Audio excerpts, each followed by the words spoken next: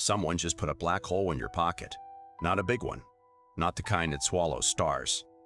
This one weighs about 1,000 tons, roughly a loaded freight train, compressed into a point smaller than a proton. You have 84 seconds. See, there's a problem with small black holes. They evaporate.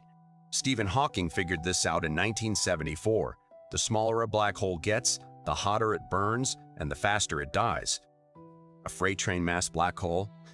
That's not a stable object. That's a fuse. Here's how it works. At the edge of a black hole, the fabric of space is so warped that it rips virtual particle pairs apart. One falls in, one escapes. The escaping particle carries energy away, and that energy has to come from somewhere. So the black hole loses mass. Slowly for a big one. But for a small one, the process runs out of control. Right now, at second zero, this thing is 100 quadrillion Kelvin. That's 100,000 times hotter than the core of the sun, hotter than anything currently existing in the observable universe. It's radiating about 350 trillion watts of power, mostly as gamma rays from a point you couldn't find with the most powerful microscope ever built. And here's the strange part. You can't feel the gravity. 1,000 tons sounds heavy, but at arm's length, it pulls on you with 1/10,000th of a G. A housefly landing on your wrist exerts more force. This thing has no gravitational presence. It's not going to pull your keys out of your pocket or bend the light in the room. What kills you isn't the pull, it's the glow. By second 3, your pocket is on fire, not metaphorically. The thermal radiation from this thing has already ignited the fabric. It doesn't burn normally, it becomes plasma. The air around a black hole ionizes instantly, and a small, impossibly bright sphere forms where your jacket used to be. If someone across the street is watching, they see a man with a strange light in his coat. They should not be watching. By second 8, every cell within a meter of the black hole has received a lethal dose of radiation. But you won't live long enough for radiation sickness. That takes hours. You have seconds. The gamma rays pass through you like you're made of fog, depositing energy into every molecule on the way through. Your nervous system doesn't have time to register pain. That's the only mercy in this scenario. By 15 seconds, the radiation is punched clean through the walls of whatever building you were in. Gamma rays don't care about drywall. They barely care about concrete. The people in the next room receive lethal doses without understanding why. Electronics within 100 meters have failed. The electromagnetic pulse from that much ionizing radiation fries every circuit, every chip, every screen. The glowing sphere where your pocket used to be is now the brightest object on the block, and it's still speeding up. Now here's the part that makes this truly terrible. As the black hole loses mass, it gets hotter. As it gets hotter, it radiates faster. As it radiates faster, it loses mass faster. It's a feedback loop, a death spiral with no brakes and no off switch. Every second is worse than the last, by a growing margin. At second 30, the black hole has lost about 2% of its mass.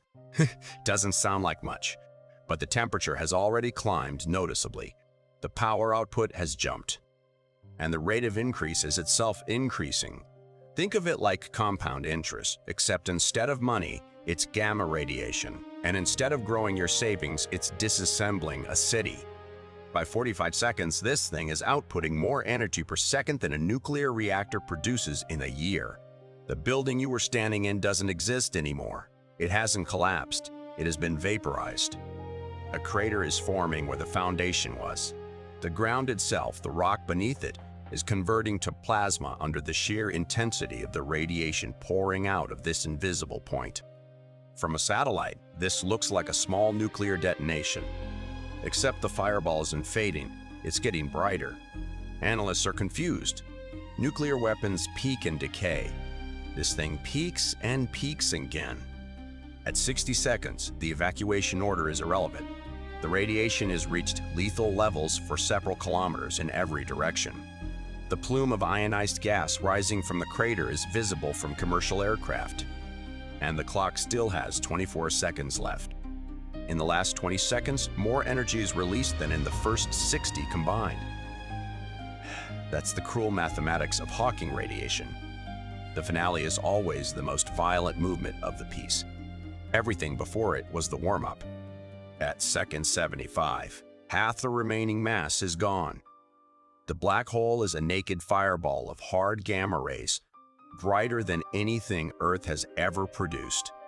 The temperature exceeds 500 quadrillion Kelvin.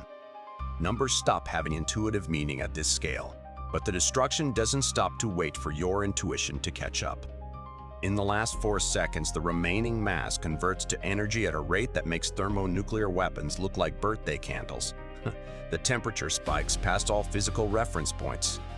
The black hole is screaming across the entire electromagnetic spectrum simultaneously. Radio, microwave, infrared, visible, ultraviolet, X-ray, gamma, all at once, all at maximum, a single point broadcasting on every frequency the universe allows.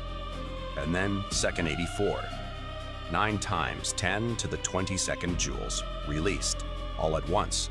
That's 21.5 gigatons of TNT, 430 Tsar Bombas, the largest nuclear weapon ever detonated, going off simultaneously. From something that started out weighing less than a cargo ship. The blast wave circles the Earth.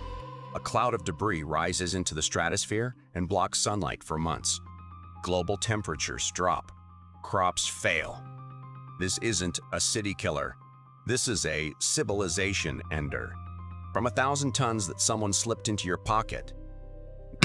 And here's what should genuinely keep you up tonight. 1,000 tons is nothing. It's 10 fully loaded train cars, 1 small apartment building. If you compressed any building on your street into a point smaller than a proton, this is exactly what it would do. 84 seconds from pocket to extinction. The only thing preventing it is that the universe doesn't have a mechanism to compress a building into a black hole. There is no known process, no natural phenomenon, no technology even remotely close to making this happen. Probably. This has been Stardrift FM. Good night.